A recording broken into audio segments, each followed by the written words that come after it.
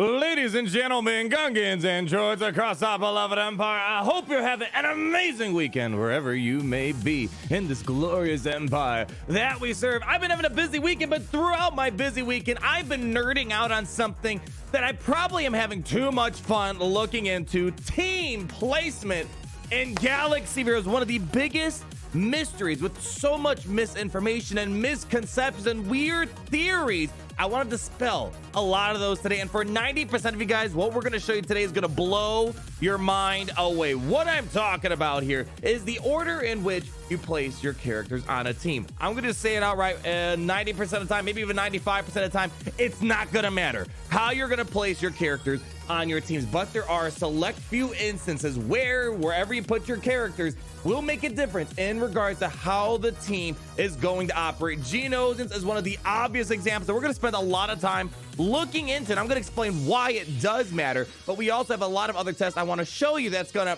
blow your mind away, but it's also going to confuse you guys. Long story short, there is no set model and guaranteed way to make every single team work the way you intend in terms of character placement. But in some situations, it does when it comes to mass swarm abilities, like for example, the Geonosians, or for example, Geonosians 2.0, aka Mo Money Mothma, or direct mass assist attacks such as Jedi Knight Revan, or even Shock T, or even Grief Karga. But this part, I highly encourage you guys to stay till the end of this video.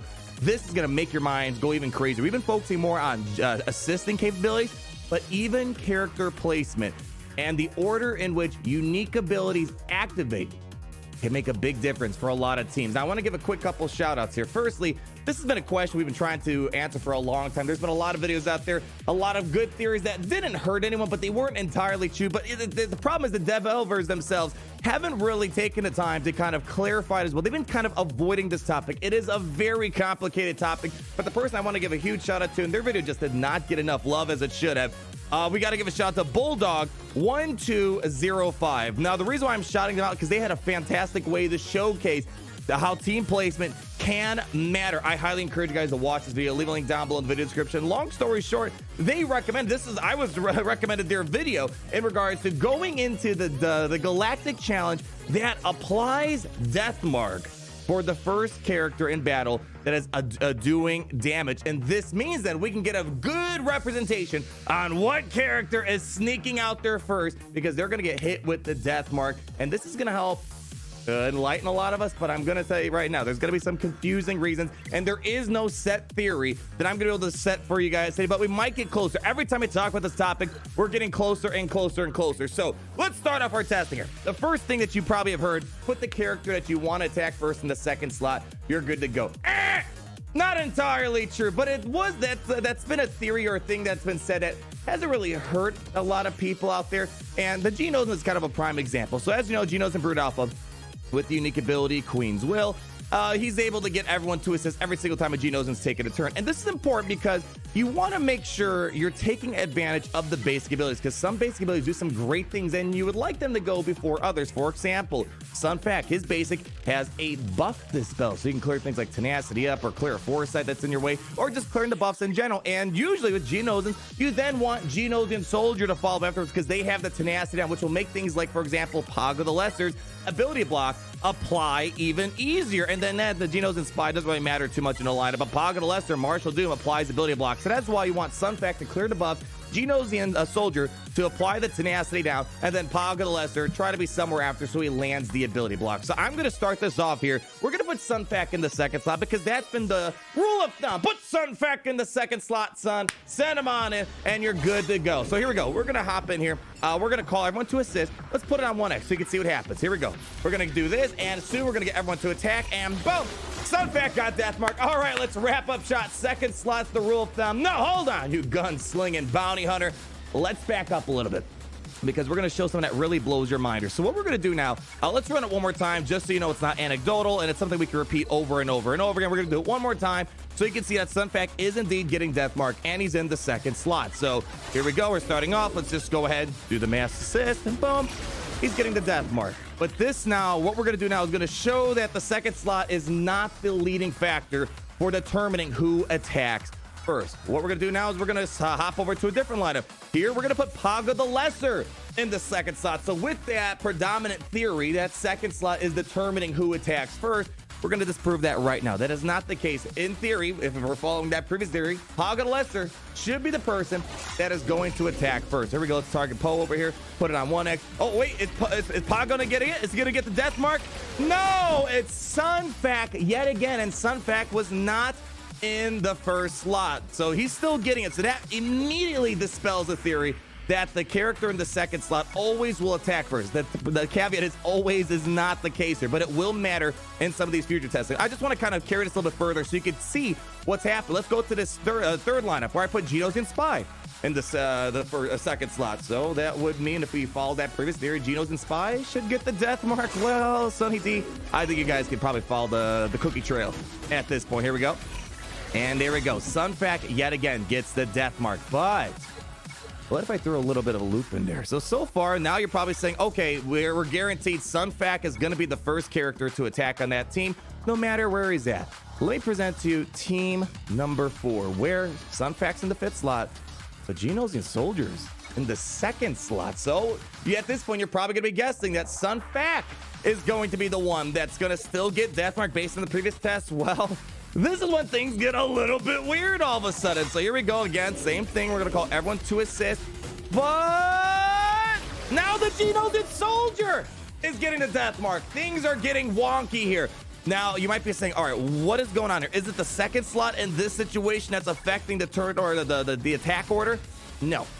I have team number 5. I'm going to show you guys. In this weird circumstance, if you put Genos and Soldier ahead of Sunfac, he will instead get the death mark. It doesn't matter. Sunfac can be in 5th spot and Genos and Soldier can be in 4th spot. It doesn't matter. Second slot, it can be occupied by anyone. I'm going to show you this example. We put Genos and Soldier, Spy in the 2nd slot, but we're putting Soldier ahead of Sunfac, and Soldier is going to get the death mark. So long story short, with the Genos, which is a very popular team out there, you want to just make sure that the Genosian Soldier goes after Sunfac. And here we go again. Genosian Soldier still getting the death mark. He's not in the 2nd slot, but he's ahead of Sunfac. And let's just go back to the starting lineup right here. This is the lineup that people would normally go to. You put Sunfac in the 2nd slot, Genos and Soldier, Pog and Lester in 3rd slot. Doesn't matter. As I'm showing you, placement doesn't matter, but in some circumstances, there might be a tie. And depending on who's in front of the other, they will attack first. Now, not every lineup has this. I'm going to show you guys in a second. Let's go ahead, throw this in here just to show you one more time that Sunfac is going to be the first person to go because he's ahead of Genos and Soldier. Now, the question begs, well, what is the theory here? And it's hard to say. I don't have a concrete theory in regards, there's a death mark right there. I don't have a concrete theory in regards to why this is the case. My assumption is attack order and team placement when it comes to assisting relies on who has the faster animation. That's been kind of what I've been saying for a long time. We haven't got 100% confirmation. So I'm thinking Genos and Soldier and Sunfac have a tie when it comes to the animation speeds of them. And in this situation, if they're tied in animation speed, it's a coin, not a coin flip, but it goes to whoever is placed first in the lineup. So big point we got to pull out right here. If you're running Genos, and Sunfac needs to just be ahead of the Genos and Soldier. It does not need to be in the 2nd spot. So 2 things. The 2nd slot doesn't really mean a lot. Hey, put that on a t-shirt, my friend. All right, let's move on. I'm going to move on to, we're not going to spend as much time on these other lineups here. I think you kind of got the point, but let's look at Mo Money Mothra. This is one of my favorite Mo Money Mothra teams that I like to run for a variety of situations out there in Grand Arena. Now, here we go. Let's throw it in the battle. Show you how things go. It's basically a Genosian team 2.0 with a little bit of a fresh coat of paint here. We're going to have Mo Money Mothra start us off, and we're just going to do a basic here.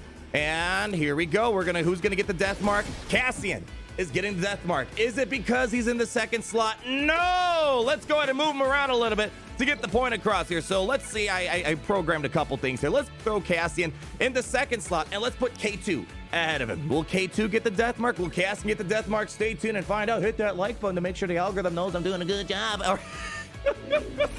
I'm having too much fun of such a nerdy topic here. Let's do basic. Now, you can put your bets down below. Is K2 going to get the death mark? Cassian, who knows? Maybe Hawthorne Soldier, Pals the Dog is going to do it. Do a basic. And Cassian's getting the death mark yet again. So I think, again, it's coming down to he has the fastest animation out of the characters in this lineup. And let's just do one more Mo Money Mothra example. Let's put Cassian in the very last slot here. and see what happens. And kind of like this, just like Genosian, it's kind of important to make sure you have the right idea of the turn order that's happening on this team, because, for example, Cassian, he applies buff immunity, and you want to get the buff immunity applied before you get the other things. And there we go. There's the death mark right there. So again, team placement matters in some situations, but does not matter in some other situations when it comes to mass assist capability. So I urge you guys, especially when you're playing a Money Ultimate teams or any other assisting teams, take advantage of galactic challenges like this, where you can kind of theory craft and make sure you have the theory in mind correctly when it comes to team placement and who's attacking in what order, because it's making some difference in some circumstances, but not in others. This could change perhaps if I start mixing things up, but we don't have enough time to go more into detail on the Mo Money Mothra team. Next up I want to do is the Jedi Knight Revan.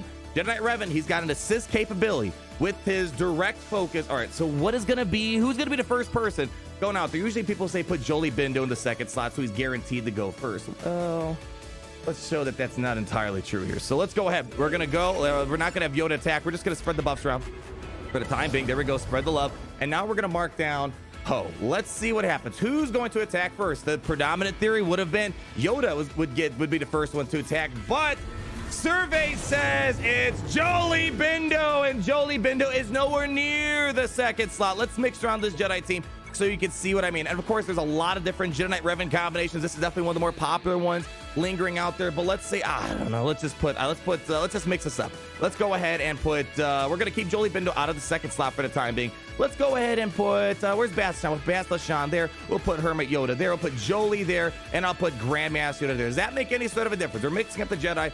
Let's just show you. And again, I think it's because Jolie probably has one of the faster animations when it comes to this team. Let's go ahead, spread the love. There we go. Make sure Yoda's an attack and get the death mark too early. We're gonna mark down Poe, and Jolie Bindo strikes again. So this is one of those situations where it might not matter what you try to place here. Jolie Bindo is just going to go out there and open up right away. And it's now, if you might be asking, well, who's going to be second, third, and fourth, and fifth, or third, fourth, and fifth? It's a little tricky to kind of see who is going after Jolie, because this Galactic Challenge is only showing us who's attacking first. So we're only looking at who's going to be the first person assisting, but we don't know if there's a similar science or maybe no science in regards to who goes third, fourth, and fifth. Next team we have here, we have another team that's kind of important. We have a team that has a mass swarm capability through Grief Karga, and then we're going to get into the interesting stuff with unique abilities and how turn order might matter. Oracing, a very popular lead when it comes to the Mandalorian Grief Karga crew. We're throwing Embo in here for the fun, but you might see Moff Gideon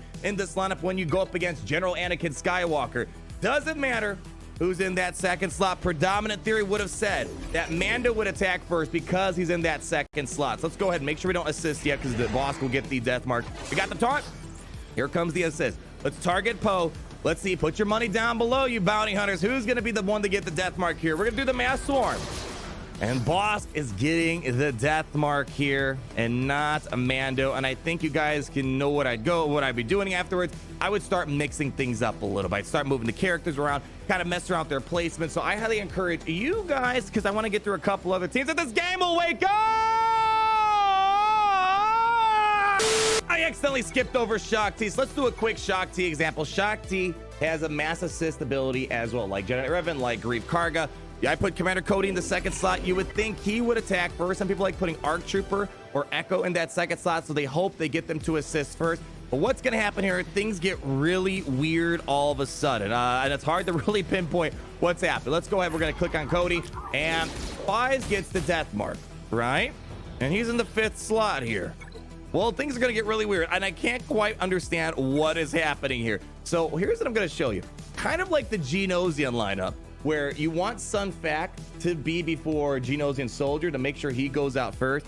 You want Fives to be at the end here. And here's what I'm going to show you. If you all of a sudden switch up Echo and Fives, and you put, let's say, Echo in the last slot and Fives inside of the fourth slot, all of a sudden Echo gets the death mark. So that theory that I had, that maybe the when there's a tie in animation speed, it goes to the person who's in the highest slot. It doesn't apply here. Again, we're gonna click on Commander Cody, and Echo gets the death mark, and he's in the last slot. So there are some situations where it's kind of the reverse of what you saw inside of the Genosian lineup, where you put a character, if you put a character behind someone, they'll get the death mark before someone else. So it's very backwards. So again, that's why I'm saying there is no hardcore theory, but as you're seeing, there are some key things that we can take away, such as some characters need to be in a certain spot because of their weird team placement order. And lastly, the thing I want to talk about here, we brought the help with Embo.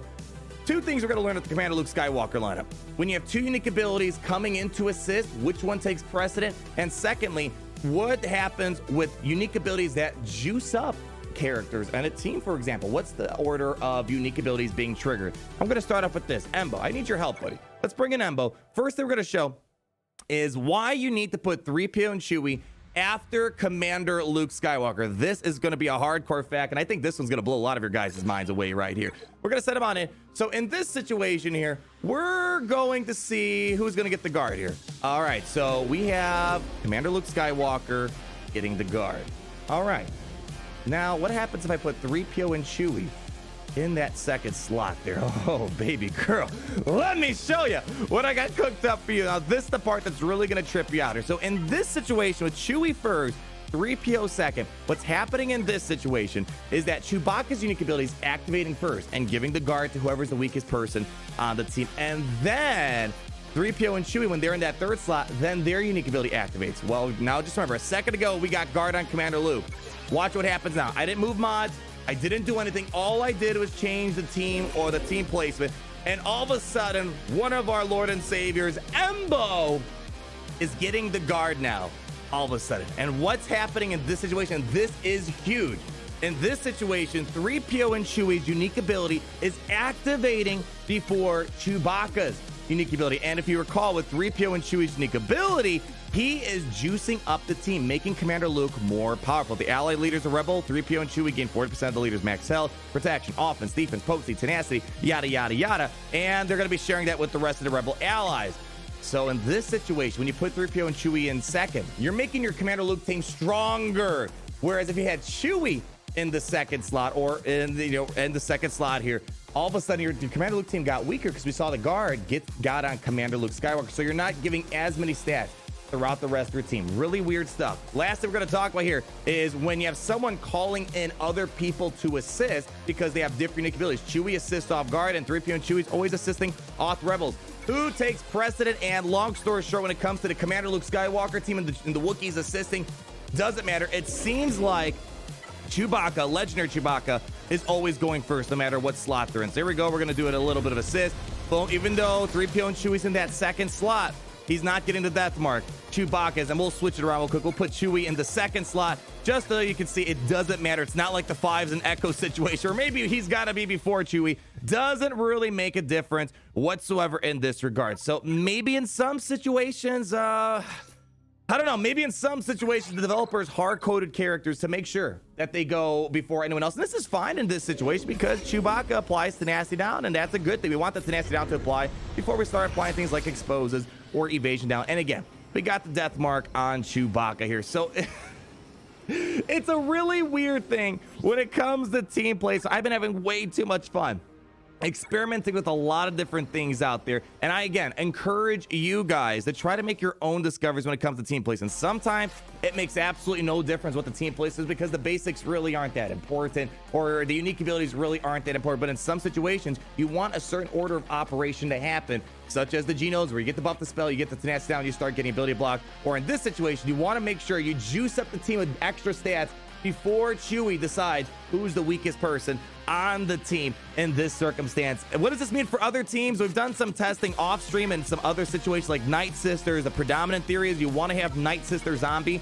in the second spot so she can get the tenacity down before Daka gets her stun. She gets her stun and she gets the turn meter removal. Can't really test it out in this Galactic Challenge because Mother Talza will get the death mark in this situation because she's the first person to lead the charge, apply damage, and get a death mark. But from testing on stream, it looked like Night Sister Zombie, even though she was in the second slot, was not applying the tenacity, or wasn't attacking first, and she wasn't, as a result, getting the tenacity down for the rest of the sisters to do their thing. So long story short, being in the second slot doesn't really mean much in this game, but there are some key situations, as we kind of repeated several times, where it does matter where a character might be. So take that to the bank. That is going to be your fun nerd lesson for Star Wars Galaxy. There's a lot of important tips for a lot of big teams out there, but I still think even though we're learning more about team placement over the years, there really is no hardcore theory, and the developers, for whatever reason, don't really want to give us the answer. But until then, thank you guys so much for hanging out with me. Like, comment down below on all your thoughts, and be sure to subscribe so you're not missing a thing. I hope you had fun,